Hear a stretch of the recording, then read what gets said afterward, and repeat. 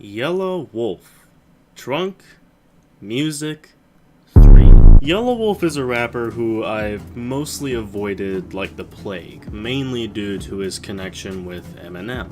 I will admit that alone pretty much turned me off to the dude's music. I couldn't truly care less about the southern and country rap aesthetic with this dude, although knowing that Kid Rock and Big Smo are cut from that same cloth, it didn't really hype me up. In fact, the only reason I actually listened to Trunk Music 3 was because this dude named Name and address withheld said, "Hey, did you listen to Yelawolf's new album? Yelawolf, man. You Like, should it's review a thing. Yelawolf's You new gotta album. do it." Where's the Yelawolf?" And so, like, I did, and I guess you could say that it was morbid curiosity that got me to listen to the album, so here we are. Before I get to summarizing my experience with this album, I gotta say that this is the first Yelawolf project I've ever heard.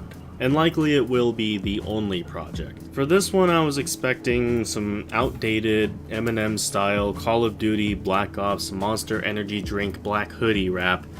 You know, so is that what I got from this? Well, that's the question. I'm honestly shocked. I actually don't have to swallow my pride for this. I do like this album. It's not the best and it's not the worst, but it's above average. Yelawolf's technical skill and his voice are actually far better than I expected, as he delivers just bar after bar, seemingly without missing a beat.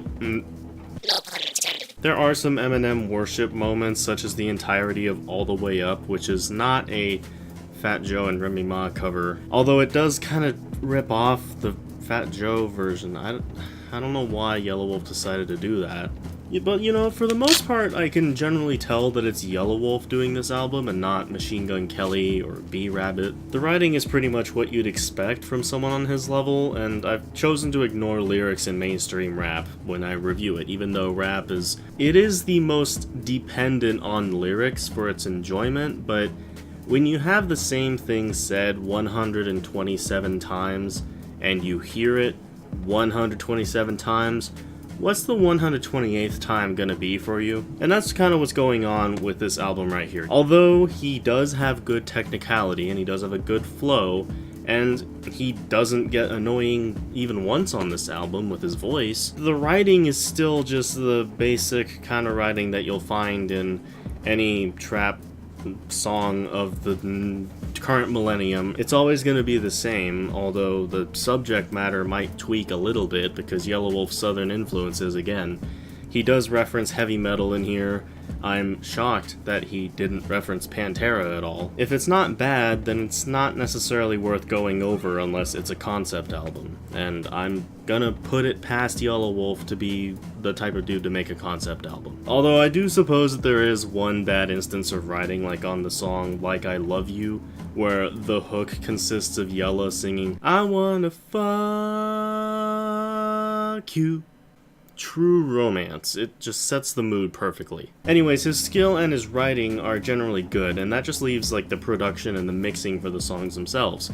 And as expected from someone of his caliber, every song is polished, every song is mixed well. The hard beats actually do go hard with the side chaining involved. I love that little touch they add. The sub bass doesn't go overboard, and the vocal mixing is really something to behold as well. Could you say that like 80% of the trap beats on this album are just the generic kind of, oh, here's a 21 Savage type beat, oh, here's a Tentacion type beat, here's a type beat from insert rapper name here. However, there are still some beats on this album that have wowed me, even though I've heard many, many beats like them. Such as the first two songs, produced by Willpower, No Such Thing as Free, produced by Locke, and Over Again, produced by nobody, apparently. I couldn't find any producer information. Over Again in particular has like reverb, psychedelic, almost shoegaziness layers on top of it, which as a shoegaze fan, I really enjoy. The production in general is great, save for some here and there where things get a bit too run-of-the-mill for me,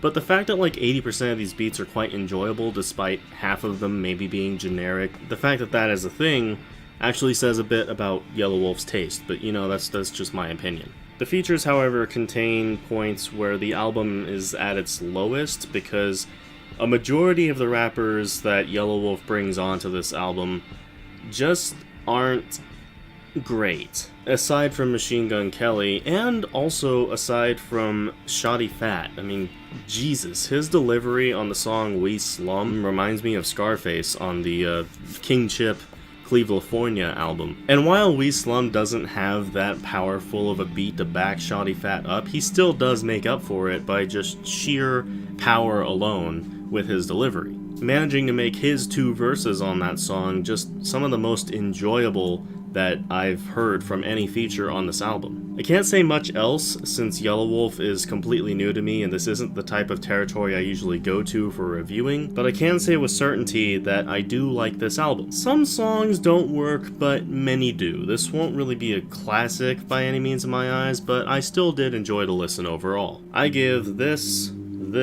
and as always, I will never, ever, ever upload again. Goodbye.